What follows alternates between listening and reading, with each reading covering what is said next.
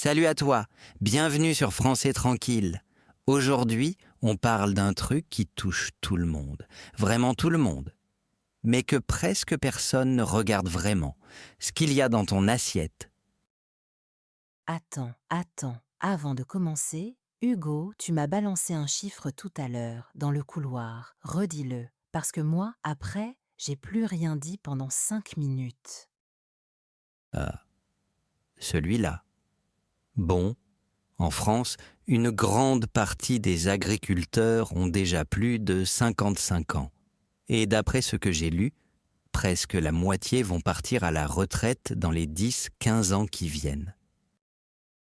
Presque la moitié, mais c'est déjà énorme ça. C'est énorme, oui. Mais qui va les remplacer alors? Qui va faire pousser le blé, garder les vaches? Voilà. C'est exactement la bonne question. Et pour l'instant, la réponse, elle n'est pas très rassurante. Il y a beaucoup de fermes et pas assez de jeunes qui veulent reprendre. Oh là là, bon, on démarre fort, dis donc. Ah, oui, pardon. Mais reste, hein? Parce que c'est pas juste une histoire triste sur des paysans loin de chez toi. Non. Ça touche ton porte-monnaie, à toi, ton ticket de caisse. Ce soir, on regarde 3 trucs. Pourquoi ils gagnent si peu? Pourquoi tous ces tracteurs en colère? Et surtout, ce que toi, tu peux y faire. Ah, et si tu débarques ici, abonne-toi, hein? On raconte une histoire comme ça chaque semaine, tranquillement, en français simple. Ça aide à progresser en plus. Attends, comment ça, ça touche mon ticket de caisse? Pourquoi le poulet coûte ce qu'il coûte? Pourquoi les tomates de l'hiver n'ont aucun goût? Pourquoi, parfois, le lait est moins cher que l'eau? Tout ça, c'est lié. Ah, ça, le lait moins cher que l'eau, ça m'a toujours rendue folle. Sérieux, comment c'est possible? On y arrive, promis. C'est justement une des surprises de ce soir. Bon, d'accord, je patiente. Alors vas-y, raconte. On commence par quoi? Bon, Chloé, tu te souviens au début de l'année 2024, les tracteurs? Oui, partout, sur les autoroutes, ils avançaient au pas. Et derrière, des kilomètres de voitures bloquées. Moi, j'étais coincée, je me rappelle. Des milliers de tracteurs. Ils sont montés vers les grandes villes, vers Paris. Ils ont bloqué des routes pendant des jours. Et sur les ponts, ils accrochèrent des pancartes. Je me souviens d'une pancarte, justement. Il y avait écrit un truc du genre: On te nourrit, respecte-nous. Exactement ça. Et pour comprendre pourquoi ils en sont arrivés là, il faut regarder une seule chose. Combien un agriculteur gagne à la fin du mois? Vas-y, j'ai peur, mais vas-y.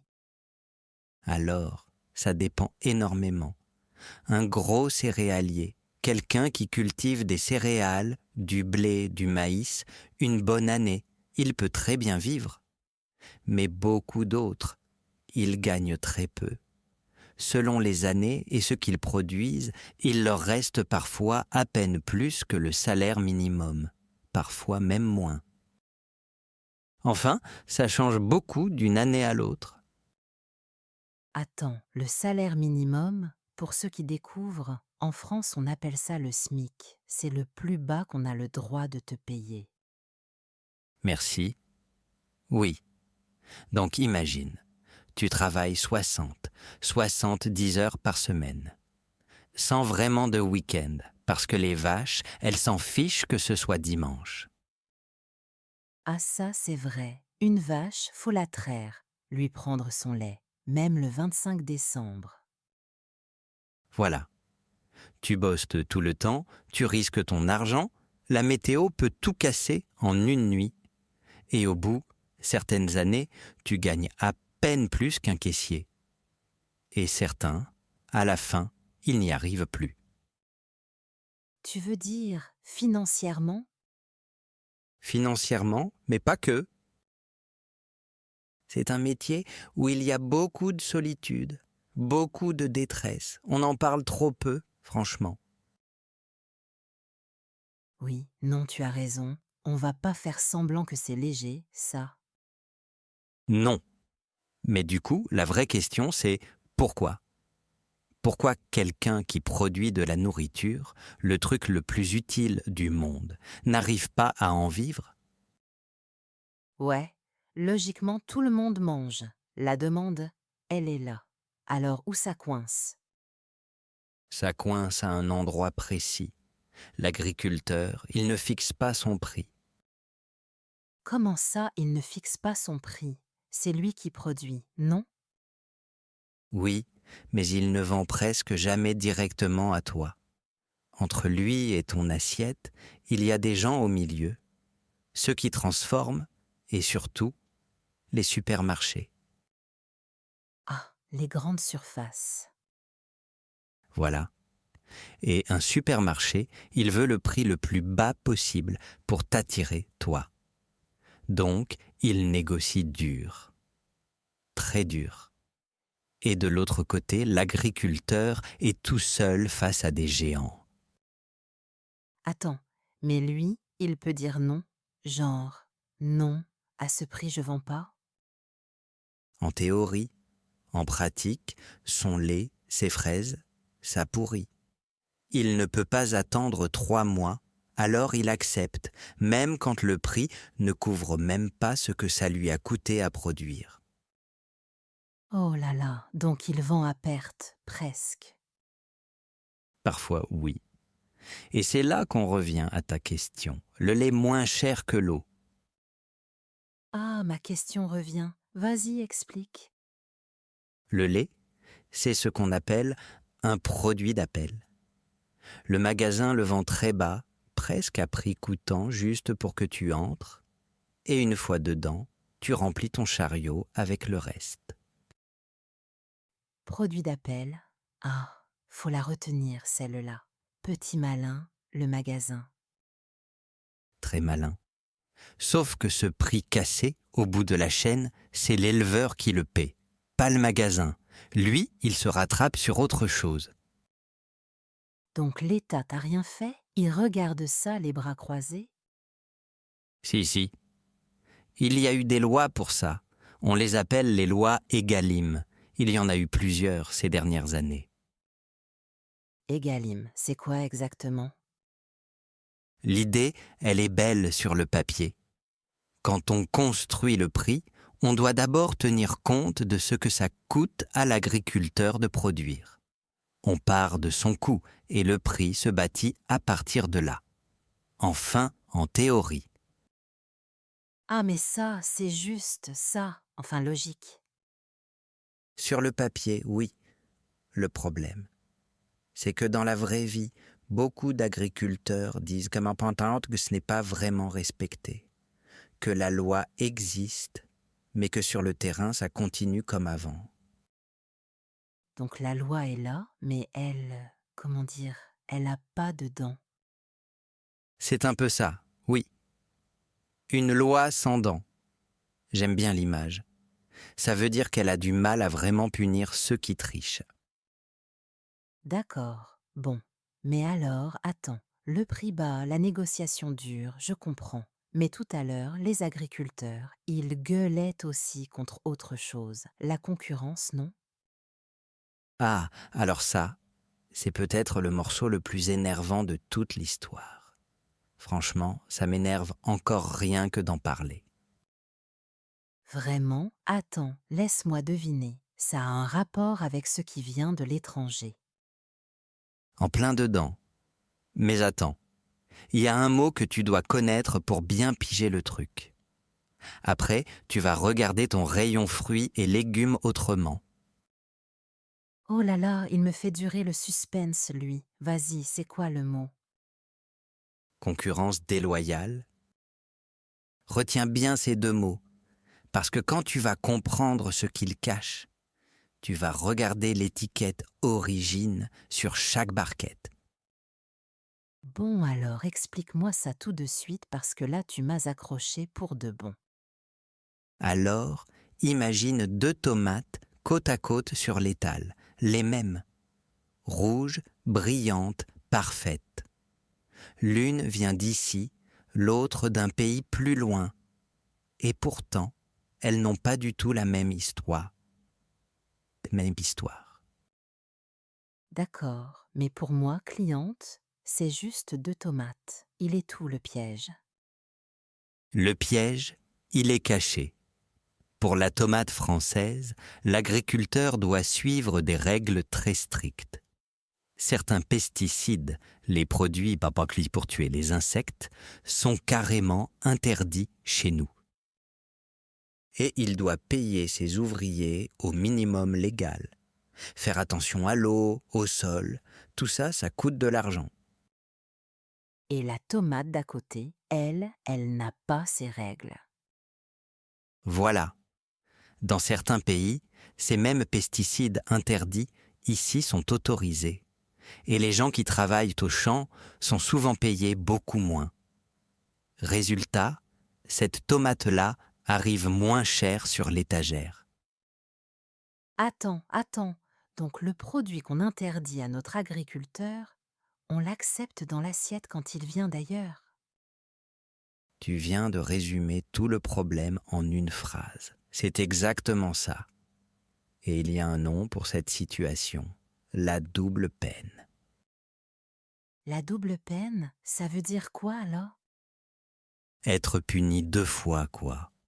L'agriculteur d'ici est puni 2 fois. 1. Il n'a pas le droit d'utiliser le produit pas cher. 2. Il doit quand même se battre contre une tomate faite avec ce produit, sur le même étal. Oh là là, mais c'est absurde en fait. Et la double peine, tiens, ça aussi c'est une expression bien pratique. Être puni 2 fois pour la même chose. C'est absurde, oui. Et c'est pour ça que tu as vu, il n'y a pas si longtemps, tous ces tracteurs sur les routes. Ces agriculteurs en colère. Ah, les tracteurs sur l'autoroute, je m'en souviens, j'étais bloquée presque 2 heures. Et j'avoue, sur le moment, j'étais un peu énervée. Beaucoup de gens l'étaient. Mais quand tu comprends pourquoi ils étaient là, ça change tout, non? Franchement, oui, là je les vois autrement. Tiens, je vais te raconter une histoire. Prends un maraîcher, quelqu'un qui cultive des légumes. On va l'appeler Marc. Il travaille la terre dans le sud comme son père avant lui. Marc, il fait des journées de 12, 13 heures. Il se lève avant le soleil. Et à la fin du mois, une fois qu'il a tout payé, tu sais combien il lui reste? Je n'ose pas imaginer. Vas-y, dis-moi. Parfois presque rien. Il y a des agriculteurs en France qui vivent avec très peu. Certaines années, à peine le salaire minimum, parfois moins. Après une vie entière de travail. Non mais, attends, il nourrit les autres et lui, il n'arrive pas à vivre. C'est ça qui est fou quand tu y penses. Celui qui remplit ton assiette a du mal à remplir la sienne. Ça devrait tous nous faire réfléchir. Là, tu m'as coupé l'envie de rire, Hugo, sincèrement. Je sais. Mais attends, parce qu'il y a autre chose. Le prix. Ou plutôt, les prix. Parce qu'en vrai, il y en a 2. Comment ça, 2 prix? Il y a le prix que toi tu paies à la caisse. Et il y a le prix que Marc, lui, reçoit vraiment pour ses tomates. Et entre les deux, il y a un monde. Ah, ça m'intéresse, parce que mes tomates, je les paye assez cher, je te jure. Tu paies cher. Et pourtant Marc touche une toute petite part. Le reste part ailleurs, quelque part sur le chemin entre son champ et ton panier. Mais il part où cet argent? Parce que là, je ne comprends plus rien à mon ticket de caisse. Bonne question. Et pour y répondre, suivons une tomate. une seule, depuis le champ de Marc jusqu'à ton sac de courses. D'accord, vas-y, on la suit, cette tomate. Marc la vend à quelqu'un qui rachète à des tas d'agriculteurs. Ce quelqu'un revend. Puis il y a le transport, l'emballage, le magasin qui paie ses murs, ses employés, l'électricité. Donc à chaque main qui touche la tomate, elle prend un peu plus cher. Exactement. Chaque étape prend sa part. Et c'est normal, ces gens travaillent. Aussi. Le souci, c'est que Marc, tout au début, se retrouve avec des miettes. Et pourquoi lui, il se retrouve avec les miettes et pas les autres? Parce qu'il est tout petit et tout seul. En face, il y a des acheteurs énormes. Quand tu es seul avec ton champ, tu ne pèses pas lourd dans la discussion. Tu prends ce qu'on te donne. Donc c'est le gros qui décide et le petit qui subit. Voilà, tu as tout compris. Et parfois, au bout, Marc perd même de l'argent en travaillant. Oui, tu as bien entendu, il perd de l'argent en faisant son métier. Attends, il travaille. Et ça lui coûte de l'argent de travailler. Mais c'est de la folie ça, Hugo. C'est de la folie. C'est justement ce que la loi Egalim voulait empêcher, tu te souviens. Mais dans la vraie vie, c'est très dur à faire respecter. Pourquoi c'est dur? Si la loi dit qu'on doit tenir compte de ce que ça lui coûte, ça devrait suffire, non? Entre le papier et le champ, il y a un monde. Il y a 1000 façons de contourner, de négocier autrement. Et Marc, pendant ce temps, il a des factures qui tombent. Des factures, comme quoi par exemple? Le carburant pour le tracteur, les graines, l'engrais, ce qu'on met dans la terre pour nourrir les plantes. Et ça, surtout en 2021, 2022, tous ces prix, l'énergie, les engrais, le carburant, se sont vraiment envolés. Donc ses dépenses montent et le prix qu'on lui paie, lui, il ne bouge pas. Ils ne bougent pas, ou presque. C'est comme si tu montais un escalier pendant que quelqu'un tire le tapis sous tes pieds. Alors là, l'image, elle est parfaite et un peu terrifiante aussi. Et là, tu te souviens de ta question tout au début? Qui va les remplacer? Eh bien, c'est peut-être ça le plus inquiétant de toute l'histoire. Ah oui, ma question du début. Qui reprend quand ils partent? Presque personne. Une grande partie des agriculteurs ont aujourd'hui plus de 50 ans. Ils approchent de la retraite. Et derrière eux, il n'y a pas assez de jeunes pour prendre la suite. Et du coup, qu'est-ce qui se passe? Un champ, ça ne se garde pas tout seul. Et non, quand Marc partira, si personne ne reprend sa ferme, ces terres seront peut-être vendues, coupées en morceaux ou rachetées par une exploitation géante. C'est triste ça. Tout un savoir qui se perd comme ça. Oui, un agriculteur, ce n'est pas juste quelqu'un qui plante. Il connaît sa terre, sa météo, ses bêtes. Ça prend des années à apprendre. Et ça ne se remplace pas en un jour. Mais pourquoi les jeunes ne veulent pas reprendre? Enfin, je crois que je connais déjà la réponse, en fait. Vas-y, dis-la, toi. Je suis curieux. Ben, qui voudrait travailler 13 heures par jour, 7 jours sur 7, pour gagner presque rien et stresser tout le temps? Dit comme ça, c'est pas très vendeur. Tu as mis le doigt dessus. Et pourtant, tu sais quoi? Il y en a quand même qui se lancent. Des jeunes qui quittent la ville, qui laissent un boulot de bureau pour aller élever des chèvres ou planter des légumes. Sérieux? Il y a des gens qui font ça? Quitter la ville pour les chèvres? Oui. Et ça, c'est la partie qui redonne un peu d'espoir. Ils font autrement. Ils vendent direct sans les intermédiaires. au marché, à la ferme, dans des petits paniers commandés à l'avance. Ah, les paniers. Ma voisine en prend un chaque semaine. Elle récupère ses légumes directs chez le producteur. Elle adore. Et c'est exactement ça, la clé. Quand ta voisine fait ça, l'argent va presque entièrement à l'agriculteur.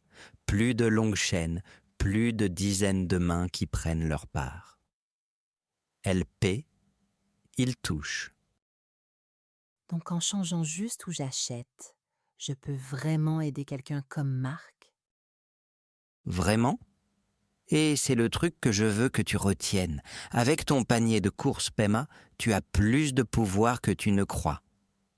Chaque fois que tu choisis un produit, tu choisis un peu qui tu veux aider. Vu comme ça, c'est vrai. C'est un petit choix, mais c'est un choix. Et tu le fais plusieurs fois par jour, à chaque repas. Bon, ceci dit, faut pas se raconter d'histoire non plus. C'est pas toujours si simple. Ah, pourquoi ce serait pas simple? Là, tu m'avais presque convaincu. Parce que le produit direct du producteur, souvent, il coûte un peu plus cher sur le moment, et tout le monde n'a pas les moyens. Quand ton budget est serré, tu prends le moins cher. C'est humain, c'est normal.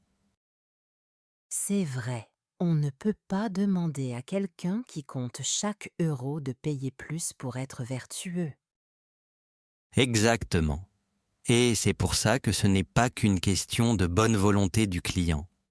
Ça dépend aussi des lois, des règles, de décisions qui se prennent très loin, à Bruxelles, là où l'Europe fixe ses règles agricoles, et pas dans ton supermarché. Bon, mais alors, moi qui écoute, qu'est-ce que je fais concrètement demain matin? Parce que c'est bien de parler des lois, mais je fais mes courses ce soir, moi. Tu ne changes pas tout d'un coup. Tu regardes juste l'étiquette, d'où ça vient. C'est le petit mot, l'origine. Et de temps en temps, tu prends celui de chez nous. Voilà, pas culpabiliser, juste faire attention quand on peut. C'est exactement ça. Et si tu ne retiens qu'une idée ce soir, derrière ton assiette, il y a quelqu'un comme Marc qui ne choisit même pas son prix. Le reste, c'est juste regarder l'étiquette de temps en temps. Et franchement, rien que d'avoir compris tout ça ce soir, je vais plus jamais regarder mes tomates de la même façon. Ah, ben voilà. C'est exactement ce qu'on voulait. Que tu comprennes un peu mieux le monde autour de toi, ici, en France. Merci d'avoir été là avec nous jusqu'au bout, vraiment, ça fait plaisir. Prenez soin de vous et abonnez-vous pour ne rien rater des prochains épisodes. À très bientôt. Salut à tous, portez-vous bien.